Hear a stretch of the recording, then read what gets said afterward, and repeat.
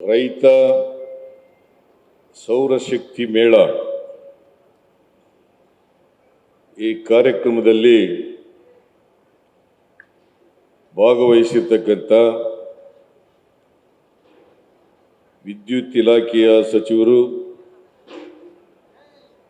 ಈ ಕಾರ್ಯಕ್ರಮದ ರೂವಾರಿಗಳು ಆದಂಥ ಮಾನ್ಯ KJ ಜಾರ್ಜ್ ಅವರ,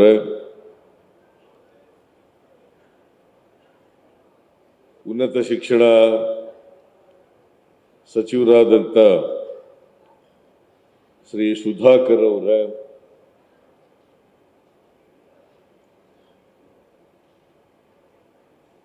ಮುಖ್ಯಮಂತ್ರಿಗಳ ಕಾರ್ಯದರ್ಶಿಗಳಾದಂಥ ನಸೀರ್ ಅಹಮದ್ ಅವರ, ಗೋವಿಂದರಾಜು ಅವರ, ಕ್ರೆಡಿಲ್ ಅಧ್ಯಕ್ಷರಾದಂಥ ರಾಜೇಗೌಡ ಅವರ, ಇಂಧನ ಇಲಾಖೆಯ ಎಲ್ಲ ಅಧಿಕಾರಿ ಸ್ನೇಹಿತರೆ, ಇತರ ಎಲ್ಲ ಆಹ್ವಾನಿತ ಗಣ್ಯರೇ, ಇಲ್ಲಿ ಆಗಮಿಸಿರ್ತಕ್ಕಂಥ ಎಲ್ಲ ಆತ್ಮೀಯ ರೈತ ಬಂಧುಗಳೇ, ತಾಯಂದಿರೇ, ಮಾಧ್ಯಮದ ಗೆಳೆಯರೇ, ಇವತ್ತು ಅತ್ಯಂತ ಸಂತೋಷದಿಂದ ರೈತ ಸೌರಶಕ್ತಿ ಮೇಳವನ್ನು ಉದ್ಘಾಟನೆ ಮಾಡಿದ್ದೇನೆ. ಇವತ್ತು ಇಂಧನ ಇಲಾಖೆಯ ವತಿಯಿಂದ KJ ಜಾರ್ಜ್ ಅವರ ನೇತೃತ್ವದಲ್ಲಿ ರೈತರ ಮೇಳವನ್ನು ಏರ್ಪಾಡು ಮಾಡಿದ್ದಾರೆ. ಅದರಲ್ಲಿ ಅನೇಕ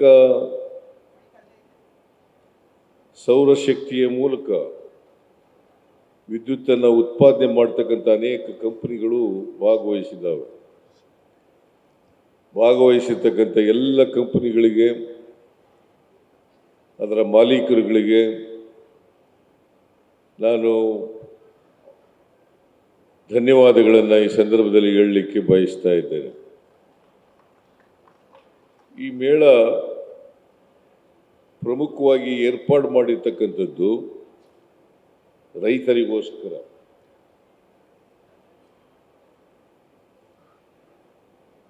ರೈತರು ಇವತ್ತು ಈ ಸೌರಶಕ್ತಿ ಕ್ಷೇತ್ರದಲ್ಲಿ ಏನೇನು ಬೆಳವಣಿಗೆ ಆಗಿದೆ, ಏನೇನು ಹೊಸ ತಾಂತ್ರಿಕ ಬೆಳವಣಿಗೆಗಳು ಕಂಡಿದ್ದಾವೆ, ಅವು ರೈತರಿಗೆ ತಲುಪಬೇಕು. ಕೃಷಿ ಕ್ಷೇತ್ರದಲ್ಲಿ ಏನೇ ಬೆಳವಣಿಗೆ ಆದರೂ ಕೂಡ ಆ ಎಲ್ಲ ಬೆಳವಣಿಗೆಗಳು ಕೂಡ ರೈತರನ್ನು ತಲುಪಿ ರೈತರು ಅವುಗಳನ್ನು ಬಳಸ್ಕೊಂಡಾಗ ಮಾತ್ರ, ಕೃಷಿನಲ್ಲಿ ಬಳಸ್ಕೊಂಡಾಗ ಮಾತ್ರ ಅವುಗಳನ್ನು ನಾವು ಸಾರ್ಥಕ ಆಗ್ತದೆ ಅಂತೇಳಿ ಹೇಳಲಿಕ್ಕೆ ಸಾಧ್ಯ ಆಗ್ತದೆ. ಈಗ ಅದಕ್ಕೆ ನಾನು ಅನೇಕ ಸಾರಿ ಹೇಳಿದ್ದೀನಿ, ಕೃಷಿ ಕ್ಷೇತ್ರದಲ್ಲಿ ಇವತ್ತು ಹೆಚ್ಚು ಹೆಚ್ಚು ಸಂಶೋಧನೆಗೆ ನಾವು ಮಾಡಬೇಕಾಗ್ತದೆ, ಸಂಶೋಧನೆಯನ್ನು ಮಾಡಬೇಕಾಗ್ತದೆ. ಆ ಸಂಶೋಧನೆಯ ಫಲ ರೈತರನ್ನು ತಲುಪಿದಾಗ ಮಾತ್ರ ನಾವು ಕೃಷಿ ಕ್ಷೇತ್ರದಲ್ಲಿ ಅಭಿವೃದ್ಧಿಯನ್ನು ಕಾಣಲಿಕ್ಕೆ ಸಾಧ್ಯ ಆಗ್ತದೆ. ಕೃಷಿ ಅಭಿವೃದ್ಧಿಯಾದರೆ ದೇಶದ ಅಭಿವೃದ್ಧಿ ಆಗಲಿಕ್ಕೆ ಸಾಧ್ಯ ಆಗ್ತದೆ, ರಾಜ್ಯದ ಅಭಿವೃದ್ಧಿ ಆಗಲಿಕ್ಕೆ ಸಾಧ್ಯ ಆಗ್ತದೆ. ಅದಕ್ಕೋಸ್ಕರ ಈಗ ಎಲ್ಲ ಪ್ರದೇಶಗಳಿಗೂ ಕೂಡ ನೀರಾವರಿಯನ್ನು ಒದಗಿಸ್ಕೊಡ್ಲಿಕ್ಕೆ ಸಾಧ್ಯ ಆಗಲ್ಲ. ಕೆಲವು ಭಾಗ ಮಾತ್ರ ನೀರಾವರಿ ಆಗಲಿಕ್ಕೆ ಸಾಧ್ಯ ಆಗ್ತದೆ. ಇವತ್ತು ದೇಶದಲ್ಲಿ ರಾಜಸ್ಥಾನವನ್ನು ಬಿಟ್ಟರೆ ಹೆಚ್ಚು ಒಣಭೂಮಿ ಇರ್ತಕ್ಕಂಥದ್ದು ಕರ್ನಾಟಕ. ಒಣಭೂಮಿಯನ್ನು ಹೊಂದಿರತಕ್ಕಂಥ ರಾಜ್ಯ ಯಾವುದಪ್ಪ ಇದ್ದರೆ ಅದು ಕರ್ನಾಟಕ 2ನೇ ಸ್ಥಾನದಲ್ಲಿ ಬರ್ತದೆ. ಹಾಗಾಗಿ ಕರ್ನಾಟಕದಲ್ಲಿ ಹೆಚ್ಚು ಒಣಭೂಮಿ ಇದೆ. ಇದನ್ನು ನಾವು ಅರ್ಥ ಮಾಡ್ಕೊಂಡು ಈ ಒಣಭೂಮಿಯಲ್ಲಿ ವ್ಯವಸಾಯ ಮಾಡ್ತಕ್ಕಂಥ ಜನರು ತಮ್ಮ ಜಮೀನುಗಳಿಗೆ ನೀರನ್ನು ಕೊಡೋದ್ರ ಮೂಲಕ ಹೆಚ್ಚು ಉತ್ಪಾದನೆಯನ್ನು ಮಾಡ್ತಕ್ಕಂಥದ್ದು ಅತ್ಯಂತ ಅವಶ್ಯ. ಆಮೇಲೆ ಇದ್ರ ಜೊತೆಗೆ ಇಳುವರಿ ಕಡಿಮೆ ಆಗ್ತಾ ಹೋಗ್ತದೆ. ರೈತರ ಇಳುವರಿಗಳು ಕಡಿಮೆ ಆಗ್ತಾ ಹೋಗ್ತದೆ. ಕೆಲವು ವರ್ಷಗಳ ಹಿಂದೆ 10 ಎಕರೆ 15 ಎಕರೆ ಇದ್ದಂಥವ್ರು 20 ಎಕರೆ ಇದ್ದಂಥವ್ರು ಇವತ್ತು 2 ಎಕರೆ 3 ಎಕರೆಗೆ ಬಂದಿರತಕ್ಕಂಥ ನಾವು ಅನೇಕ ನಿದರ್ಶನಗಳನ್ನು ನೋಡಲಿಕ್ಕೆ ಸಾಧ್ಯ ಆಗ್ತದೆ. ಕಾರಣ ಯಾಕಪ್ಪ ಅಂತಂದರೆ ಕೃಷಿ ಬೆಳವಣಿಗೆ ಆಗ್ಲಿಕ್ಕೆ ಜಮೀನು ಬೆಳವಣಿಗೆ ಆಗಲಿಕ್ಕೆ ಸಾಧ್ಯ ಆಗಲ್ಲ. ಜಮೀನು ಇದ್ದಷ್ಟೇ ಇರ್ತದೆ, ಆದರೆ ಜನಸಂಖ್ಯೆ ಬೆಳೀತಾ ಹೋಗ್ತಾ ಇರ್ತದೆ, ಕುಟುಂಬಗಳು ಬೆಳೀತಾ ಹೋಗ್ತವೆ. ಹಾಗಾಗಿ ಇಳುವರಿ ಕಡಿಮೆ ಆಗ್ತಕ್ಕಂಥದ್ದನ್ನು ನಾವು ಕಾಣ್ತೇವೆ.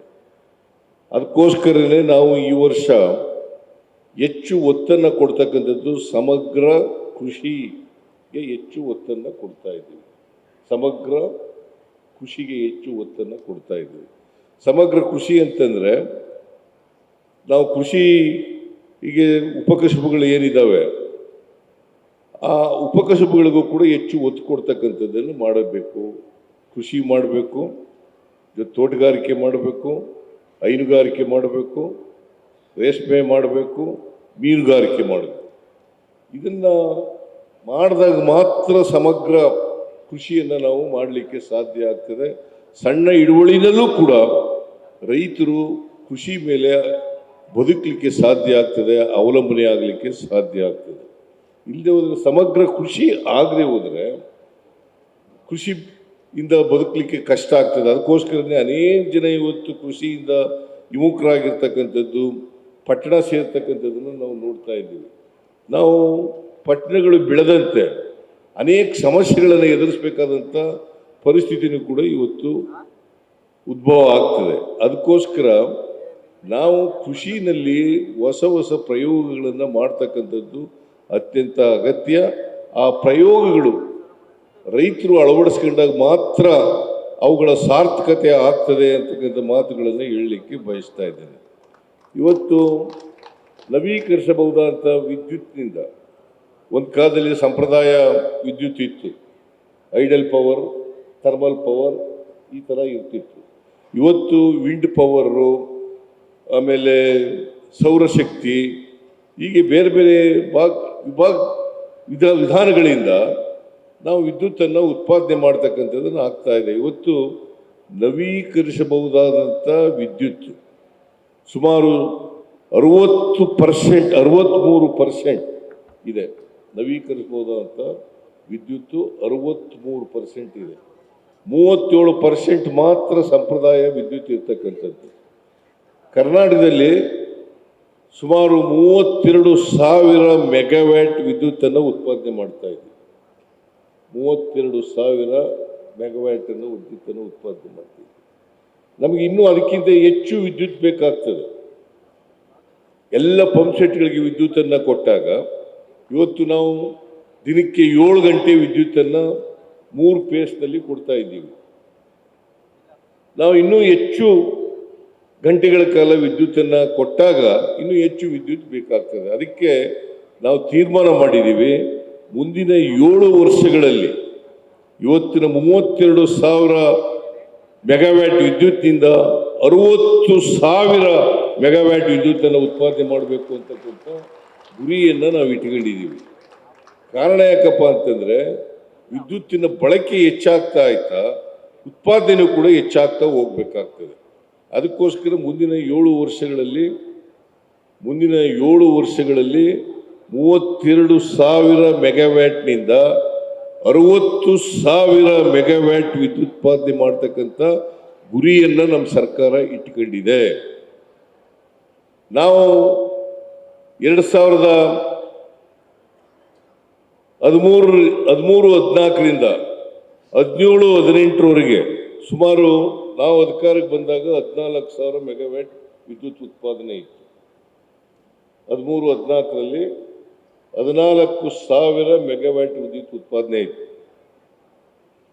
17-18ರಲ್ಲಿ ಸುಮಾರು 28,000 ಮೆಗಾವ್ಯಾಟ್ ಉತ್ಪಾದನೆಗೆ ನಾವು ತಗೊಂಡೋದು. ಅಂದರೆ ಸುಮಾರು 2 ಪಟ್ಟು ಹೆಚ್ಚು ಉತ್ಪಾದನೆ ಆಯಿತು. ಆದರೆ BJP ಸರ್ಕಾರ 5 ವರ್ಷಗಳ ಅವಧಿನಲ್ಲಿ ಸಮ್ಮಿಶ್ರ ಸರ್ಕಾರನೂ ಸೇರಿ 5 ವರ್ಷಗಳ ಕಾಲ ಸಾಕಷ್ಟು ವಿದ್ಯುತ್ತನ್ನು ಉತ್ಪಾದನೆ ಮಾಡಲಿಲ್ಲ. ಹಾಗಾಗಿ ಇವತ್ತು ವಿದ್ಯುತ್ತಿನ ಸಮಸ್ಯೆಯನ್ನು ಎದುರಿಸಬೇಕಾದಂಥ ಪರಿಸ್ಥಿತಿ ನಿರ್ಮಾಣ ಆಗಿದೆ ಅಂತಕ್ಕಂಥ ಮಾತುಗಳನ್ನು ಹೇಳಲಿಕ್ಕೆ ಬಯಸ್ತಾ ಇದ್ದೇನೆ. ನಾನು ಹಿಂದಿನ ಸರ್ಕಾರದ ಮೇಲೆ ಆರೋಪ ಮಾಡ್ತಾ ಇಲ್ಲ. ಅಂಕಿಅಂಶಗಳು ಹೇಳ್ತವೆ ಅವರು 28,000 ಮೆಗಾವ್ಯಾಟ್ನಿಂದ ಕೇವಲ 2,000-3,000 ಮೆಗಾವ್ಯಾಟ್ ವಿದ್ಯುತ್ತನ್ನು ಮಾತ್ರ 5 ವರ್ಷಗಳಲ್ಲಿ ಉತ್ಪಾದನೆ ಮಾಡಿದೆ. ಆ ಕಾರಣದಿಂದ ಇವತ್ತು ವಿದ್ಯುತ್ತಿನ ಅಭಾವವನ್ನು ಎದುರಿಸಬೇಕಾದಂಥ ಪರಿಸ್ಥಿತಿ ಬಂದಿದೆ ಅಂತಕ್ಕಂಥ ಮಾತುಗಳನ್ನು ಹೇಳಲಿಕ್ಕೆ ಬಯಸ್ತಾ ಇದ್ದಾರೆ. ಇದನ್ನು ನೀವು ಅರ್ಥ ಮಾಡ್ಕೋಬೇಕಾಗ್ತದೆ. ನಾವು ಯಾವ ವೇಗದಲ್ಲಿ ವಿದ್ಯುತ್ತನ್ನು ಹೆಚ್ಚು ಮಾಡೋದು. ಈಗ ರಾಜೇಗೌಡರು ಹೇಳಿದ್ರು, ಸೌರ ವಿದ್ಯುತ್ತಿನ ಪಾವಗಡದಲ್ಲಿ ನಾವು ಮಾಡೋದು ಇಡೀ ಏಷ್ಯಾದಲ್ಲೇ, ವಿಶ್ವದಲ್ಲೇ, ವಿಶ್ವ ಅಂತ ಹೇಳ್ತಾ ಇದ್ದಾರೆ, ನಾನು ಏಷ್ಯಾ ಅಂತ ಅನ್ಕೊಂಡಿದ್ದೆ. ಇಡೀ ವಿಶ್ವದಲ್ಲೇ ಅಷ್ಟೊಂದು ದೊಡ್ಡ ಸೋಲಾರ್ ಪಾರ್ಕ್ ಅನ್ನು ಮಾಡಿದ್ದು ನಮ್ಮ ಕಾಲದಲ್ಲಿ ಅಂತಕ್ಕಂಥದ್ದನ್ನ ಇವತ್ತು ತಮಗೆ ತಿಳಿಸ್ಲಿಕ್ಕೆ ಬಯಸ್ತಾ ಇದ್ದೆ. ಡಿ ಕೆ ಶಿವಕುಮಾರ್ ವಿದ್ಯುತ್ ಮಂತ್ರಿ ಇದ್ರು, ನಾನೇ ಹೋಗಿ ಅದನ್ನು ಉದ್ಘಾಟನೆ ಮಾಡಿದೆ.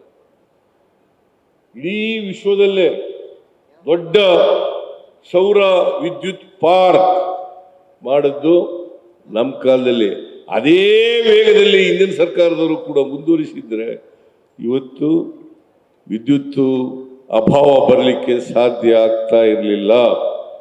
ಇದನ್ನ ತಮಗೆ ತಿಳಿಸ್ಲಿಕ್ಕೆ ಬಯಸ್ತಾ ಇದ್ದೇನೆ. ಅದಕ್ಕೋಸ್ಕರ ರೈತರು ಹೆಚ್ಚು ಈ ರೈತ ಸೌರಶಕ್ತಿ ಇದೆಯಲ್ಲ, ಇದು ಪಂಪ್ ಸೆಟ್ಗಳಿಗೆ ಹೆಚ್ಚು ಸೌರಶಕ್ತಿಯನ್ನು ಬಳಸ್ತಕ್ಕಂಥದ್ದನ್ನ ಮಾಡಬೇಕಾಗ್ತದೆ. ಅದಕ್ಕೋಸ್ಕರ ಈ ಮೇಳವನ್ನು ಏರ್ಪಾಡು ಮಾಡಿರ್ತಕ್ಕಂಥದ್ದು. ನೀವು ಇದನ್ನ ಯಾಕಂತಂದ್ರೆ ಇದಕ್ಕೆ ಸರ್ಕಾರ ಕುಸುಮ್ ಬಿ ಅಂಡ್ ಸಿ ಇದು ಕೇಂದ್ರ ಸರ್ಕಾರ ಜೊತೆಯಲ್ಲಿ ರಾಜ್ಯ ಸರ್ಕಾರನೂ ಕೂಡ ಶೇರ್ ಮಾಡ್ಕೊಂಡು ಮಾಡ್ತಕ್ಕಂಥ ಒಂದು ಯೋಜನೆ. ಈ ಯೋಜನೆ ಪ್ರಕಾರ ಮೊದಲು 30%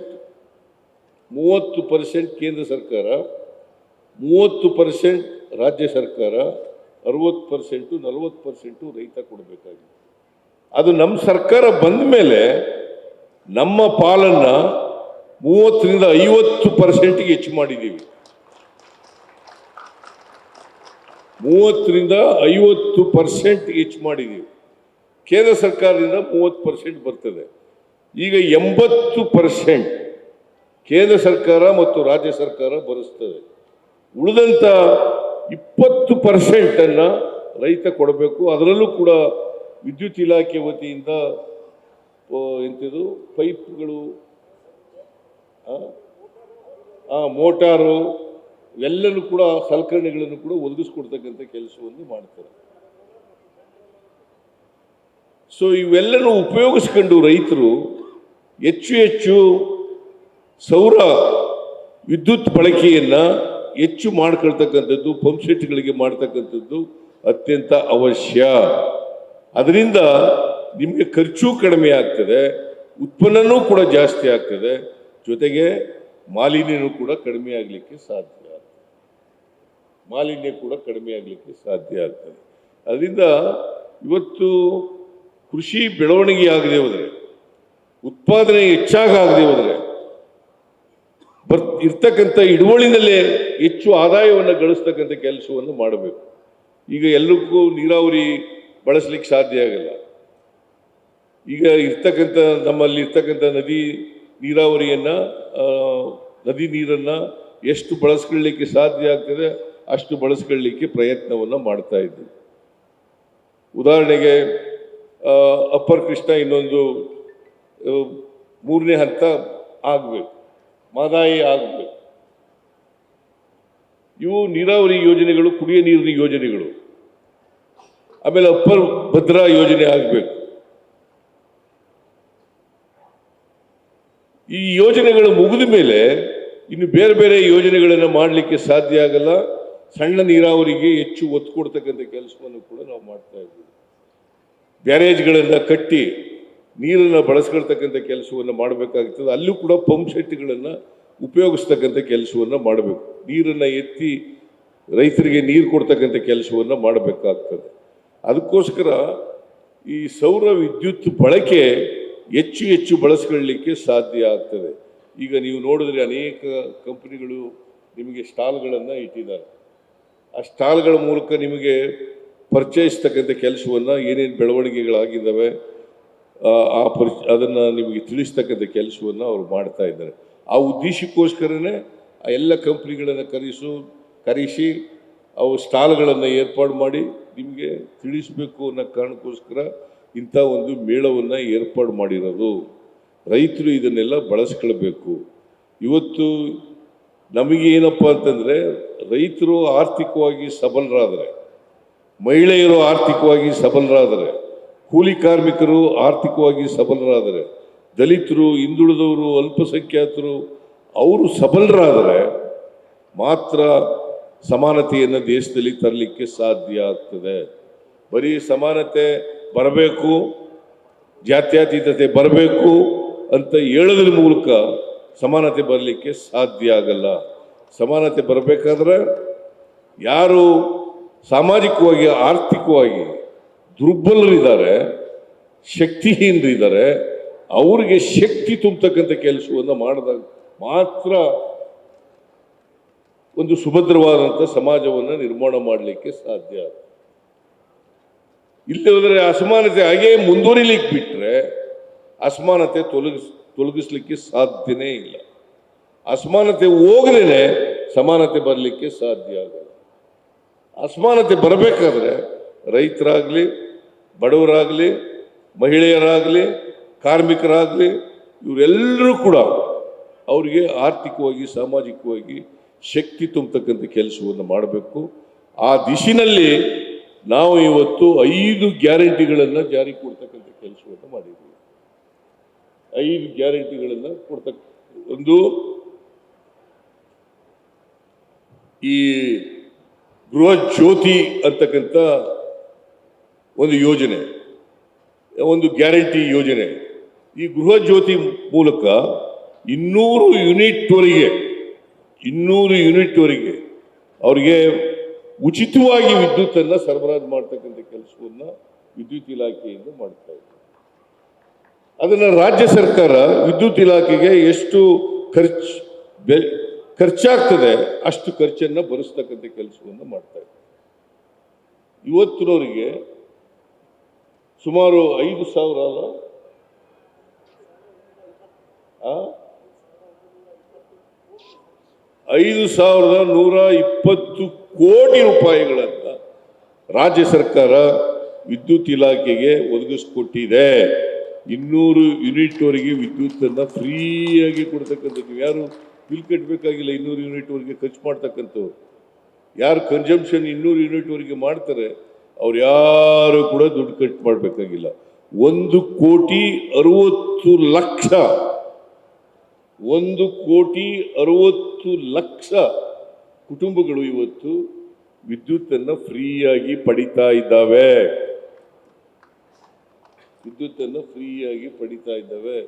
ಇದು ನಮ್ಮ ಸರ್ಕಾರ ಉಚಿತವಾಗಿ 1,60,00,000 ಕುಟುಂಬಗಳಿಗೆ ಇವತ್ತು ವಿದ್ಯುತ್ತನ್ನು ಕೊಡ್ತಾ ಇದ್ದೇವೆ ಅಂತಕ್ಕಂಥ ಮಾತುಗಳನ್ನು ಅತ್ಯಂತ ವಿನಯದಿಂದ ರೈತರಿಗೆ ತಿಳಿಸಲಿಕ್ಕೆ ಬಯಸ್ತಾ ಇದ್ದಾರೆ.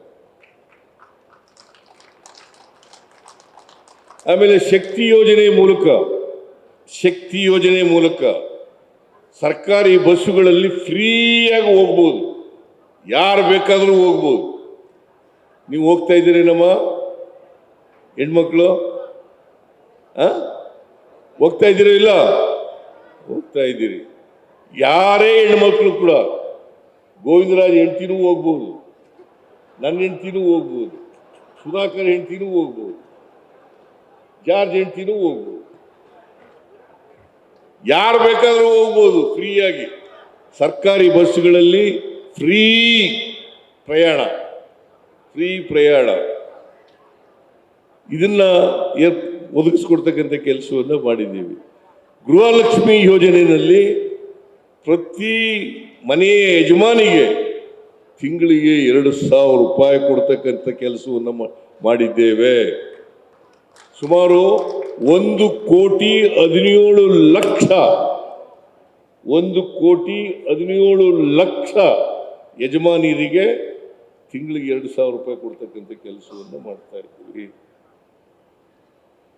ಮತ್ತೆ ಅನ್ನಭಾಗ್ಯ ಕಾರ್ಯಕ್ರಮದ ಮೂಲಕ 5 kg ಅಡಿಷನಲ್ ಆಗಿ ಕೊಡ್ತಕ್ಕಂಥದ್ದು. ಅಕ್ಕಿ ಕೊಡ್ಲಿಲ್ಲ ಕೇಂದ್ರ ಸರ್ಕಾರದವರು, ರಾಜಕೀಯ ಮಾಡಿಬಿಟ್ರು. ಅವ್ರು ಕೊಡದೇ ಹೋದ್ರು ಕೂಡ ಹಣ ಅವರ ಅಕೌಂಟಿಗೆ ಕೊಡ್ತಕ್ಕಂಥದ್ದು 170 ರೂಪಾಯಿ ಪ್ರತಿಯೊಬ್ಬರಿಗೆ. 170 ರೂಪಾಯಿ 5 kgಗೆ 170 ರೂಪಾಯಿ ಕೊಡ್ತಕ್ಕಂಥದ್ದನ್ನು ಮಾಡ್ತಾ ಇದ್ದೀವಿ. ಇದು ಕೂಡ ಬಡವರಿಗೆ ಅನುಕೂಲ ಆಗ್ತಕ್ಕಂಥ ಕಾರ್ಯ. ಯಾಕಂತಂದ್ರೆ ಯಾರು ಕೂಡ ಬಡವರು ಹಸಿದು ಮಲಗಬಾರದು. 3 ಹೊತ್ತು ಹೊಟ್ಟೆ ತುಂಬ ಊಟ ಮಾಡಲೇಬೇಕು. ಬರೀ ಶ್ರೀಮಂತರು ಈ ದೇಶದಲ್ಲಿ ಊಟ ಮಾಡಿದ್ರೆ ಆಗೋದಿಲ್ಲ, ಬಡವರು ಕೂಡ ಊಟ ಮಾಡಬೇಕು. ಈ ದೇಶದಲ್ಲಿ ಇರ್ತಕ್ಕಂಥ ಎಲ್ಲ ಜನರು ಕೂಡ ಹೊಟ್ಟೆ ತುಂಬ ಊಟ ಮಾಡಬೇಕು ಅಂತಕ್ಕಂಥದ್ದು ನಮ್ಮ ಸರ್ಕಾರದ ಉದ್ದೇಶ. ಕೆಲವರು ಮಾತ್ರ ಹೊಟ್ಟೆ ತುಂಬಿಸ್ಕೊಳ್ಳೋದಲ್ಲ, ಬಡವರು ಕೂಡ ಊಟ ಮಾಡಬೇಕು ಅಂತಕ್ಕಂಥ. ಮತ್ತೆ ಯುವ ನಿಧಿ ಅಂತಕ್ಕಂಥ ಕಾರ್ಯಕ್ರಮದ ಮೂಲಕ ಈಗ 22-23ರಲ್ಲಿ ಪಾಸ್ ಆದಂಥ ಯುವಕರಿಗೆ 2 ವರ್ಷದವರೆಗೆ ಡಿಗ್ರಿ ಹೋಲ್ಡರ್ಸ್ಗೆ 3,000 ರೂಪಾಯಿ, ಮತ್ತು ಡಿಪ್ಲೊಮಾ ಹೋಲ್ಡರ್ಸ್ಗೆ 1,500 ರೂಪಾಯಿ ಕೊಡ್ತೀವಿ. ಅದ್ರ ಜೊತೆಗೆ ಸ್ಕಿಲ್ ಡೆವಲಪ್ಮೆಂಟ್ ಟ್ರೈನಿಂಗ್ ಕೂಡ ಕೊಡ್ತೀವಿ. ಯಾಕಂತಂದರೆ ಅವರಿಗೆ ಮಾರುಕಟ್ಟೆನಲ್ಲಿ ಯಾವ ಥರದ ಡಿಮ್ಯಾಂಡ್ ಇದೆ ಅದಕ್ಕೆ ಅನುಗುಣವಾಗಿ ಇವತ್ತು ಸ್ಕಿಲ್ ಡೆವಲಪ್ಮೆಂಟ್ ಟ್ರೈನಿಂಗ್ ಕೂಡ ಕೊಡ್ತೀವಿ.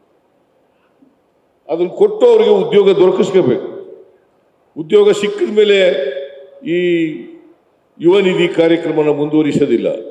ಆ ಕಾರಣಕ್ಕೋಸ್ಕರ ಇವತ್ತು ನಿರುದ್ಯೋಗ ಬಗೆಹರಿಸಬೇಕು ಅನ್ನೋ ಕಾರಣಕ್ಕೋಸ್ಕರವಾಗಿ ಈ ಕಾರ್ಯಕ್ರಮವನ್ನು ಕೂಡ ಮಾಡಿದ್ದೀವಿ. ಸೊ ಒಟ್ಟಾರೆಯಾಗಿ ಇವತ್ತು ರೈತರು ಹೆಚ್ಚು ಉತ್ಪಾದನೆಯನ್ನು ಮಾಡದೇ ಹೋಗಿದ್ರೆ ಇವತ್ತು ಆಹಾರದ ಸ್ವಾವಲಂಬನೆಯನ್ನು ಮಾಡಲಿಕ್ಕೆ ಸಾಧ್ಯ ಆಗ್ತಾ ಇದೆ. ಆಹಾರದ ಸ್ವಾವಲಂಬನೆ ಆಗ್ತದೆ. ದೇಶದಲ್ಲಿ 1 ಕೋಟಿ ಅಲ್ಲ 142 ಕೋಟಿ ಜನರಿದ್ದಾರೆ. ಕರ್ನಾಟಕದಲ್ಲಿ 7 ಕೋಟಿ ಜನರಿದ್ದಾರೆ. ಇವರೆಲ್ಲರಿಗೂ ಆಹಾರದ ಭದ್ರತೆ ಕೊಡಬೇಕಲ್ಲ. ಅದಕ್ಕಾಗಿ ಮನಮೋಹನ್ ಸಿಂಗ್ರವರು ಇರುವಾಗ ಉದ್ಯೋಗ ಖಾತ್ರಿ ಯೋಜನೆಯನ್ನ ಜಾರಿಗೆ ತಗೊಬಂದರು. ಆಹಾರ ಭದ್ರತಾ ಯೋಜನೆಯನ್ನು ಜಾರಿಗೆ ತಗೊಬಂದರು.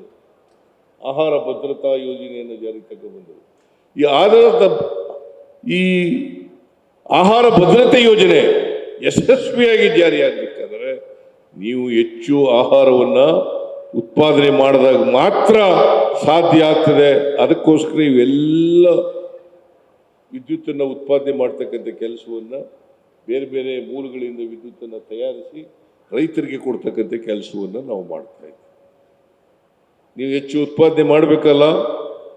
ಅನ್ನದಾತ ನೀವೇ, ರೈತರೇ ಅನ್ನದಾತರು. ಎಲ್ಲ ದೇಶದ 142 ಕೋಟಿ ಜನರಿಗೆ ಆಹಾರ ಉತ್ಪಾದನೆ ಮಾಡ್ತಕ್ಕಂಥದ್ದು. ಬರೀ ನಮಗಷ್ಟೇ ಆಹಾರ ಉತ್ಪಾದನೆ ಇಲ್ಲ, ಬೇರೆ ದೇಶದವ್ರಿಗೂ ಕೂಡ ಆಹಾರವನ್ನು ರಫ್ತು ಮಾಡ್ತಕ್ಕಂಥ ಕೆಲಸವನ್ನು ನಾವು ಮಾಡಬೇಕಾಗ್ತದೆ. ಆಹಾರದ ಉತ್ಪಾದನೆ ಹೆಚ್ಚಾದರೆ, ರಫ್ತು ಮಾಡಿದ್ರೆ ರೈತರ ಆದಾಯನೂ ಕೂಡ ಹೆಚ್ಚಾಗಲಿಕ್ಕೆ ಸಾಧ್ಯ. ರೈತರ ಆದಾಯ ಹೆಚ್ಚಾದರೆ, ಈ ಸಾರಿ ಬರಗಾಲ ಬಂದ್ಬಿಡುತ್ತೆ. ಈ ವರ್ಷ 240 ತಾಲೂಕುಗಳಲ್ಲಿ 223 ತಾಲೂಕುಗಳಲ್ಲಿ ಬರಗಾಲ. 223 ತಾಲೂಕುಗಳಲ್ಲಿ ಬರಗಾಲ. 196 ತಾಲೂಕುಗಳಲ್ಲಿ ತೀವ್ರ ಬರ. ನಾವು ಕೇಂದ್ರ ಸರ್ಕಾರಕ್ಕೆ NDRF ನಾರ್ಮ್ಸ್ ಪ್ರಕಾರ 18,171 ಕೋಟಿ ಕೇಳಿದ್ದೀವಿ. ಕೇಳಾಗಲೇ 4-5 ತಿಂಗಳಾಯ್ತು. ಇವತ್ತಿನವರೆಗೆ ₹1 ಬಂದಿಲ್ಲ. ಆದರೂ ನಾವು ₹2,000ವರೆಗೆ 33,25,000 ರೈತರಿಗೆ ₹2,000 631 ಕೋಟಿ ರೂಪಾಯಿಗಳನ್ನು ಇವತ್ತಿನವರೆಗೆ ಸರ್ಕಾರದ ಖಜಾನೆಯಿಂದ ನಾವು ಕೊಡ್ತಕ್ಕಂಥ ಕೆಲಸವನ್ನು ಮಾಡಿದ್ದೀವಿ. ಸರ್ಕಾರದ ಖಜಾನೆಯಿಂದ 631 ಕೋಟಿ 33,25,000 ರೈತರಿಗೆ ಕೊಟ್ಟಿದ್ದೇವೆ. ಕೇಂದ್ರ ಸರ್ಕಾರದವರು ಬಹಳ ಹೇಳ್ಕೊತಾರೆ, ಇದನ್ನು ಕುಸುಮ್ ಬಿ ಅನ್ನೋದಿದೆಯಲ್ಲ, ಅದೇನು ಪ್ರಧಾನಮಂತ್ರಿ ಕುಸುಮ್ ಬಿ ಅಲ್ಲ, ಪ್ರಧಾನಮಂತ್ರಿ ಹೆಸರು ಮಾತ್ರ ಪ್ರಧಾನಮಂತ್ರಿ. ಅವ್ರು 30 ಕೊಡೋದು, ನಾವು 50 ಕೊಡೋದು.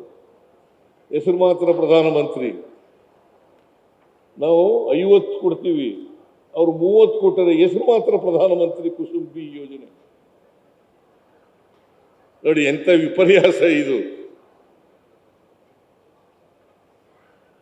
ಹಾಗೇನೆ ಈ ಮನೆ ಕೊಡ್ತೀವಲ್ಲ ಬಡವರಿಗೆ ಪ್ರಧಾನಮಂತ್ರಿ ಆವಾಸ್ ಯೋಜನೆ ಅಂತ ಹೆಸರು. ಅವರು ₹1.5 ಲಕ್ಷ ಕೊಡೋದು ಕೊಳಗೇರಿ ನಿವಾಸಿಗಳಿಗೆ, 1.5 ಲಕ್ಷ ಕೊಡೋದು. ನಾವು 1.5 ಲಕ್ಷ ಕೊಡ್ತೀವಿ. ಇನ್ನು ಉಳಿದದನ್ನ ಫಲಾನುಭವಿಗಳು ಕೊಡಬೇಕು ಅಂತ ಇತ್ತು. ಮನೆಯೇ ಕಟ್ಟಿರಲಿಲ್ಲ. ಆಮೇಲೆ 150 ಲಕ್ಷ ಕೊಟ್ಬಿಟ್ಟು 1,38,000 GST ವಾಪಸ್ ತಗೊಳ್ಳೋದು. 1,50,000 ಕೊಡೋದು ಕೇಂದ್ರ ಸರ್ಕಾರದಿಂದ. GST ರೂಪದಲ್ಲಿ 1,38,000 ವಾಪಸ್ ತಗೊಳ್ಳೋದು. ನನ್ನ ಹತ್ರ ಜಮೀನು ಬಂದು ಹೇಳಿದ್ರು, ಈ ಥರ ಕೊಳಗೇರಿ ನಿವಾಸಿಗಳಿಗೆ ಕೊಡೋಕ್ಕಾಗಲ್ಲ ಮನೇನ, 4-5 ಲಕ್ಷ ರೂಪಾಯಿ ಪಾಪ ಫಲಾನುಭವಿಗಳಿಂದ ಕೊಡೋಕ್ಕಾಗಲ್ಲ ಅಂತ ಹೇಳಿದ್ರು. ನಾನು ಹೇಳಿದೆ, 1 ಲಕ್ಷ ರೂಪಾಯಿ ಮಾತ್ರ ಫಲಾನುಭವಿಯಿಂದ ಕಲೆಕ್ಟ್ ಮಾಡಿ, ಉಳಿದ 3-4 ಲಕ್ಷ ರೂಪಾಯಿ ರಾಜ್ಯ ಸರ್ಕಾರನೇ ಕೊಡ್ತದೆ ಅಂತೇಳಿ ತೀರ್ಮಾನ ಮಾಡಿ ಮೊನ್ನೆ 36,000-37,000 ಮನೆಗಳನ್ನು ಹಂಚಿಕೆ ಮಾಡಿದ್ರು. ಹೀಗೆ ರಾಜ್ಯ ಸರ್ಕಾರ ಬಡವರ ಪರವಾಗಿ, ರೈತರ ಪರವಾಗಿ, ಕೂಲಿ ಕಾರ್ಮಿಕರ ಪರವಾಗಿ, ರೈತ ಕಾರ್ಮಿಕರ ಪರವಾಗಿ ನಾವು ಅನೇಕ ಕಾರ್ಯಕ್ರಮಗಳನ್ನು ಮಾಡಿ ಇವ್ರಿಗೆ ಶಕ್ತಿ ತುಂಬತಕ್ಕಂಥ ಕೆಲಸವನ್ನು ಮಾಡ್ತಾ ಇದ್ದೀವಿ. ವಿದ್ಯುತ್ ಇಲಾಖೆಯೂ ಕೂಡ ಇವತ್ತು ನಿಮಗೆ ರೈತರಿಗೆ ಅನುಕೂಲ ಆಗ್ತಕ್ಕಂಥ ಅನೇಕ ಕಾರ್ಯಕ್ರಮಗಳನ್ನು ಮಾಡ್ತಾ ಇದ್ದೀವಿ. ಅದಕ್ಕೆ ನೀವು ಹೆಚ್ಚು ಈ ಸೌರಶಕ್ತಿಯನ್ನು ಬಳಸಿ ನಿಮ್ಮ ಪಂಪ್ ಸೆಟ್ಗಳಿಗೆ ಉಪಯೋಗಿಸ್ಕೊಳ್ತಕ್ಕಂಥ ಕೆಲಸವನ್ನು ಈಗೆಲ್ಲ ನೋಡಿದ್ರಿ ನೀವು. ಅಲ್ಲಿ ಸ್ಪ್ರಿಂಕ್ಲರ್ ಇರಿಗೇಷನ್ ಮಾಡ್ತಕ್ಕಂಥದ್ದು, ಮತ್ತು ಬೇರೆ ಎಂಥದ್ದು ಕೃಷಿ ಭಾಗ್ಯ, ಕೃಷಿ ಹೊಂಡ, ಆ ಕೃಷಿ ಹೊಂಡದಲ್ಲಿ ನೀರನ್ನು ಹೇಗೆ ಬಳಸ್ಬೋದು ಅಂತಕ್ಕಂಥದ್ದು ನೀವೆಲ್ಲ ನೋಡಿದಿರಿ, ಕಣ್ಣಾರೆ ನೋಡಿದಿರಿ. ಆದರೆ ನಿಮ್ಮ ಜಮೀನುಗಳಲ್ಲಿ ಇದಾಗಬೇಕು. ಇದು ಪ್ರಯೋಗ ಅಷ್ಟೇನೆ. ನಿಮ್ಮ ಜಮೀನುಗಳಲ್ಲಿ ಇದು ಆದಾಗ ಮಾತ್ರ, ನೀವು ಇದನ್ನ ಅಳವಡಿಸ್ಕೊಂಡಾಗ ಮಾತ್ರ ಇದರ ಉಪಯೋಗ ಸಾರ್ಥಕ ಆಗಲಿಕ್ಕೆ ಸಾಧ್ಯ ಆಗ್ತದೆ. ಅದಕ್ಕೋಸ್ಕರವಾಗಿ ಈ ಮೇಳವನ್ನು ಏರ್ಪಾಡು ಮಾಡಿದ್ದೀವಿ. ಈ ಮೇಳದ ಉಪಯೋಗವನ್ನು ನೀವೆಲ್ಲರೂ ಕೂಡ ಪಡ್ಕೊಳ್ಬೇಕು ಅಂತಕ್ಕಂಥ ಮಾತುಗಳನ್ನು ಹೇಳಿ, ನಾವು ಯಾವಾಗಲೂ ಕೂಡ ರೈತರ ಪರವಾಗಿರ್ತೇವೆ, ಬಡವರ ಪರವಾಗಿರ್ತೇವೆ, ಮಹಿಳೆಯರ ಪರವಾಗಿರ್ತೇವೆ ಅಂತ ಹೇಳ್ತಕ್ಕಂಥ ಮಾತುಗಳನ್ನು ಹೇಳಿ, ನಿಮ್ಮೆಲ್ಲರಿಗೂ ಕೂಡ ಇದರ ಸದುಪಯೋಗ ಮಾಡ್ಕೊಳ್ಳಿ ಅಂತೇಳಿ ನಿಮಗೆ ಮನವಿ ಮಾಡಿ ನನ್ನ ಮಾತನ್ನು ಮುಗಿಸ್ತೇನೆ. ಜೈ ಹಿಂದ್, ಜೈ ಕರ್ನಾಟಕ. ನ್ಯೂಸ್ ಫಸ್ಟ್, ನಿರ್ಭೀತಿಯಿಂದ ನಿಮ್ಮ ಪರವಾಗಿ.